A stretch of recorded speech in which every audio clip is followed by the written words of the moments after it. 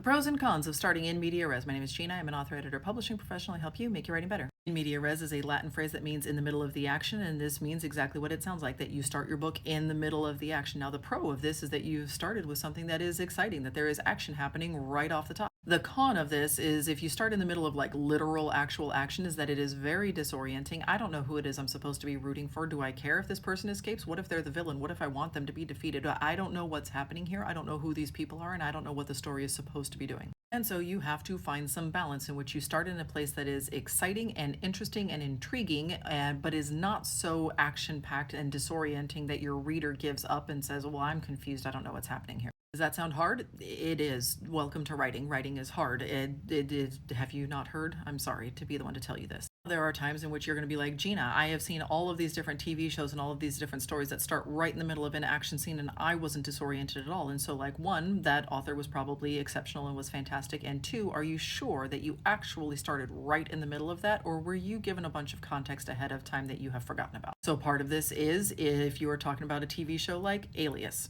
or 24, in which we start in the middle of the action. This is serialized storytelling. Of course you know exactly what this character is doing because it's been on for a couple of years. You've been watching you've seen them do this 75 times before. So they can start in the middle of the action because you know exactly who Jennifer Garner is. You do not need to be reintroduced to who she is and what she can do. In television series, they do this a lot with a cold open where they will start in the middle of something and then maybe like back up and be like, how did we get here? Or, 72 hours prior to this or whatever. They do this a lot, but they don't do it usually with the pilot. They will do it with like subsequent episodes. So you've already been introduced to these characters. So you are not actually starting the story in this place. You are starting chapter 12 in this place. Much more common than this, though, is at the beginning of an actual story, like the actual beginning of the story, is you are going to start with something that is intriguing, that there is a question, there is something pulling us forward, there is something going on that makes us want to continue to find out more, but it is not necessarily super high octane action packed. Are going to be people who are able to pull off that super high octane action packed opening, but they are rare and they are the exception to the rule. And so you need to try a bunch of other stuff, and you want to go ahead and try one of those high octane action packed in the middle of the literal action, hand it to a bunch of people and see what they say.